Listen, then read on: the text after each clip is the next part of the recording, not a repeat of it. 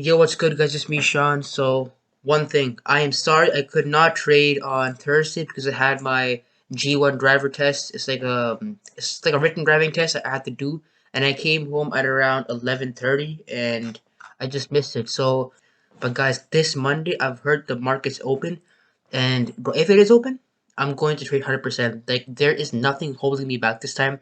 There's no driving test I have to do. There's no project, no exams, nothing. So I'm gonna for sure um do day trading on Thursday, 100%. And sorry, not Thursday, Monday. All right. And in this video, I'm going to show you guys like a part two. Yeah, I would say a part two of how to do a technical analysis, how to analyze the charts as a beginner. Super simple, super easy. I'm going to show it to you guys right here, right now. So let's jump in. First up, you guys already know we make trend lines. If you guys don't know what they are, then you guys can check out a super short video linked on the top right. Alright guys, so I'm gonna make my first line and I'm gonna tell you exactly why I made that line. Alright guys, so here I'm done making my first line. It hit around 1, 2, 3, 4. One more thing to clarify is the lines don't have to be perfect. Like they can be like good enough, they just don't have to be perfect, hitting the line exactly and then going up. It can be like this, like this here, it sometimes like went a bit below this line, but overall it stayed super close to the line, so that's good enough. And then here, so 1, 2, 3, 4, this is 4 touches. So the next time when this stock um comes near this line, then I might have a little bias towards it going up, you know what I'm saying?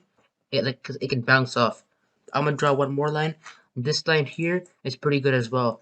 It hit around one, two, around like 3 times. This is resistance, which means if the stock reaches close to this line, then it could potentially fall down, like bounce off from this down. And this right here is called a triangle. So lots of people do it because here there's like lots of pressure because the support line, the one where it bounces off up, and the line where it bounces off down are super close together, and it makes like a triangle here. So what some traders, what they would do is once it breaks out this triangle, then they would buy. But that's just the basic strategy. Sometimes these lines could be completely useless because the stock can either gap up or gap down. So as you guys see here, right? I'm gonna go on the higher time frame.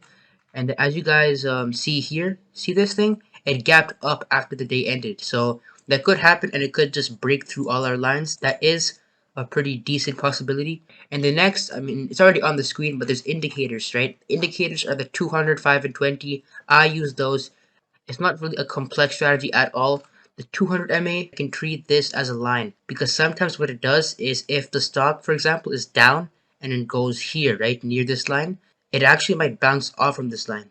And vice versa, if the stock is above the moving average and it comes close, then it might bounce upwards. You know what I'm saying? So it could be treated as like lines as well. It depends on where the stock is. Yeah, so that's all. The 5 and 20 moving averages.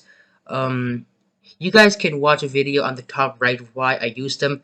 It's not really important, so you guys don't really have to watch the video. But if you guys want to know, then you guys can just click on the top right, see if there's any lines to be made on like a higher time frame, like a much higher time frame. Um, yeah, I don't think so, guys. Yeah, I think it looks pretty solid. Maybe this. Oh wait, hold on. Decent line on. I mean, it's not a bad line, but the thing is, here it's already broken out a bit. But this line is decent. But if the stock gaps down, then I think it's gonna be like a legit line. Because as you guys can see right now, the stock is already above this. So if it gaps down, then I think that it could be a good line. Like there's no fancy indicators, there's nothing like that. It's just simple and plain. And because the main part is mindset anyway, guys. The main part is mindset, it's not strategy. I just have to keep a good mindset and I have to control my emotions, and then that's the main part of trading. Yeah. That's all I gotta say. I'm out. Peace. Make sure to tune in for live trading on Monday.